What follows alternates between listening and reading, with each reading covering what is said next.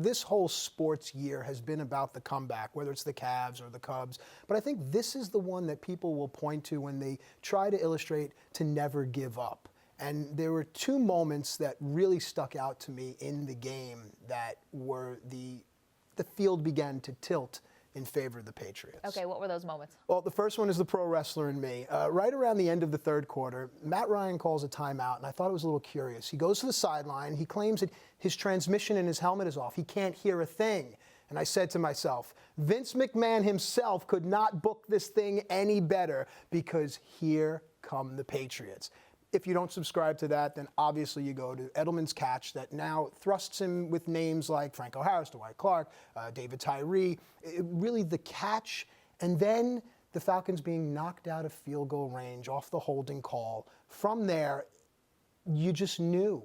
You just felt it. The Hollywood theatrics were coming, and thus the greatest comeback in the history of the Super Bowl. You know, I saw this a little bit differently. I think this is a massive collapse by the Atlanta Falcons. I mean, this was the #1 offense all season long, and they were afraid to lose more than they wanted to win this game. And that was getting off to this really hot start and then letting it slip away.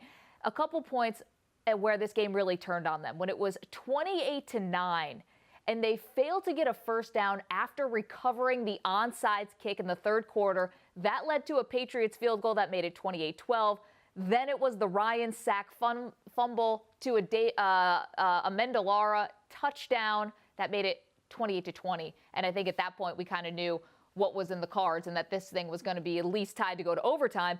And then you mentioned it before with Matt Ryan when he took the sack, which is #1 what a quarterback should not do, and then subsequently you get the hold call, they become out of field goal range, and that was just such a real rookie mistakes by someone who was the league's MVP, voted on and was announced just the night before. And you mentioned rookies, and a lot of people talked about how the Atlanta secondary was littered with rookies, and I noticed Tom Brady kept putting his receiver in motion. When he did that, he forces the Falcons to go into man coverage, and that allows Tom Brady to do what Tom Brady does best, expose matchups. And I guess a innocent 2001 hit on Drew Bledsoe really sets the stage for you and I being here right now, because that's what started Tom Brady into perhaps the greatest quarterback of all time.